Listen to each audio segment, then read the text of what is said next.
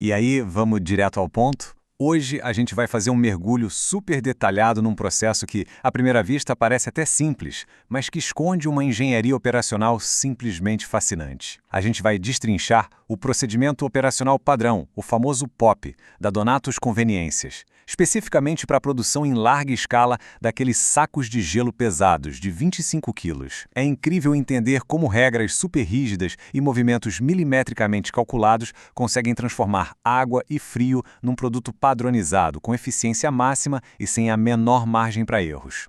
Para começar, a gente precisa entender o que está em jogo de verdade. A base de toda essa operação é, sem dúvida, garantir segurança, produtividade e qualidade. E olha, isso não é só um jargão corporativo bonito não, viu? São os pilares intocáveis da fábrica. O objetivo não é simplesmente fazer gelo, mas sim fabricar esse gelo sem nenhum acidente, mantendo a linha de produção rodando super rápido e entregando um produto impecável. Qualquer desvio nas regras, por menor que seja, acaba comprometendo um desses três pilares. O nosso roteiro de hoje está bem direto. Vamos passar pelas regras críticas de segurança, depois entender a mecânica do tanque e da descolagem, checar a matemática da trituração e das proporções, dar uma olhada na organização da câmara fria e, por fim, entender o grande desafio que é o modo de operação solo. Começando, então, pela nossa seção número 1, as regras críticas de segurança. É muito interessante notar que a segurança operacional já começa muito antes de uma única pedra de gelo ser movida. A primeira grande interação é justamente descolar as formas de gelo da máquina, e isso exige uma sequência que não pode ser alterada de jeito nenhum. Primeiro, é preciso conferir se o tanque de água está cheio. Só depois, o gancho entra em cena. Ele é encaixado com o maior cuidado entre as formas e atenção para o detalhe mecânico crucial. O movimento para puxar e descolar as formas tem que ser feito estritamente de cima para baixo. É uma regra absoluta. E o ponto central dessa etapa é justamente o que não se deve fazer em hipótese alguma. O manual é muito enfático. Nunca, mas nunca mesmo, se deve mover o gancho para os lados. O motivo é pura física. Um movimento lateral não vai descolar o gelo. Pelo contrário, ele cria um efeito de alavanca tão forte que amassa as formas metálicas da máquina e ainda quebra o gancho. Ou seja, um erro mecânico simples ali destrói o equipamento e paralisa a fábrica inteira na mesma hora.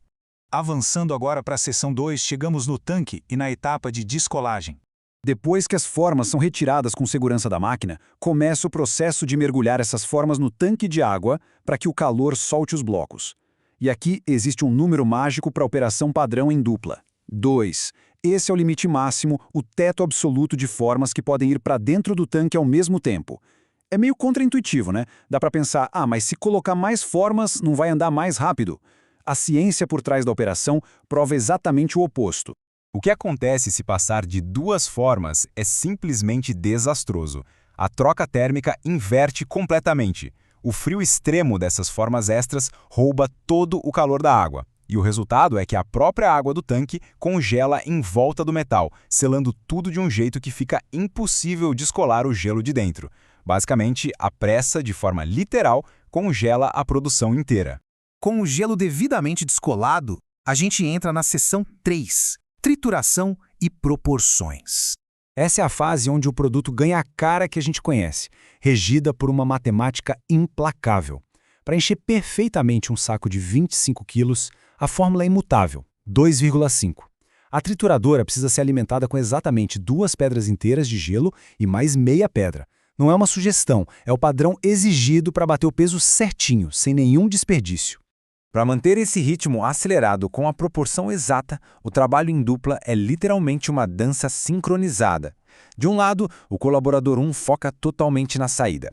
Ele segura os sacos abertos ali no triturador, garante aquelas 2,5 pedras e já costura o saco na hora. Enquanto isso, o colaborador 2 alimenta a fera. Ele fica descolando as formas sem parar e cuidando da água do tanque. É um trabalho em paralelo perfeito que elimina qualquer gargalo.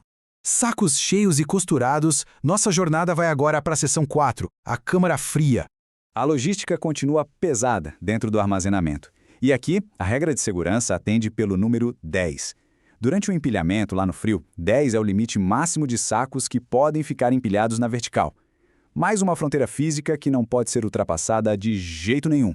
É super importante entender o perigo real aqui. A gente está falando de sacos de 25 quilos cada um, imagina o peso. Se uma pilha passa de 10 sacos, ela vira uma estrutura gigantesca e super instável. O risco dessa torre tombar é enorme, e isso pode causar acidentes de trabalho gravíssimos. Então a arrumação na câmara fria não é estética, é puramente para proteger a vida e a integridade de quem está ali dentro.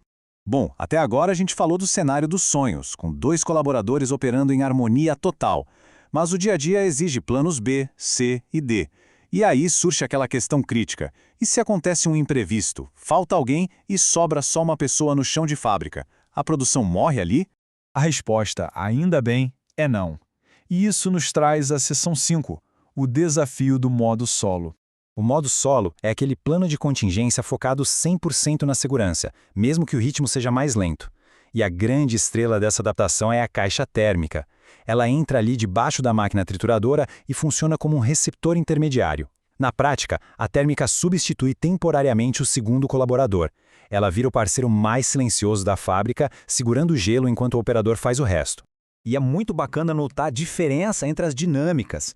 Lembra da dança sincronizada no modo dupla, com tudo acontecendo ao mesmo tempo? O modo solo já é totalmente diferente. Ele é uma corrida de revezamento de uma pessoa só. O fluxo vira sequencial. Uma etapa precisa acabar totalmente para outra começar, passo a passo, para garantir que ninguém se machuque na correria. Por causa dessa mudança no ritmo, uma das regras lá do começo muda também. Lembra do limite de 2 formas no tanque? No modo solo, ele sobe para 3. Como a pessoa vai fazer o ciclo inteiro sozinha, o processo demora mais, então 3 formas otimizam a viagem sem correr o risco de congelar a água, já que o ritmo de retirada é diferente. O ciclo desse modo solo é bem cadenciado. Primeiro, a pessoa descola as 3 formas e tritura tudo direto para a caixa térmica. Segundo, com a ajuda de um balde, ela passa o gelo da térmica para o saco. Terceiro, depois de encher todos, ela costura todos os sacos de uma vez. Quarto, leva tudo para a câmara fria. E quinto, e essa é uma baita diferença, só no final de tudo isso é que ela volta com a mangueira para encher as formas vazias com água. Tudo no seu tempo.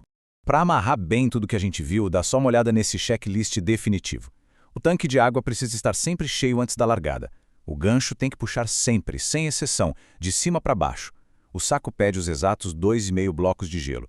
E a torre na câmara fria não pode passar de 10 sacos. É a bíblia da operação. No fim das contas, entender esse procedimento é entender como o controle domina o caos. Fica a reflexão. Um puxão de gancho torto quebra uma máquina. Uma forma extra no tanque trava a produção inteira. Um saco a mais na pilha vira um perigo enorme. Essa padronização toda não está ali para engessar o trabalho, mas para garantir que no final do dia a fábrica rode redondinha e todo mundo volte para casa seguro. É um nível de detalhe que transforma a água congelada numa verdadeira ciência. Valeu demais por acompanhar esse mergulho operacional com a gente.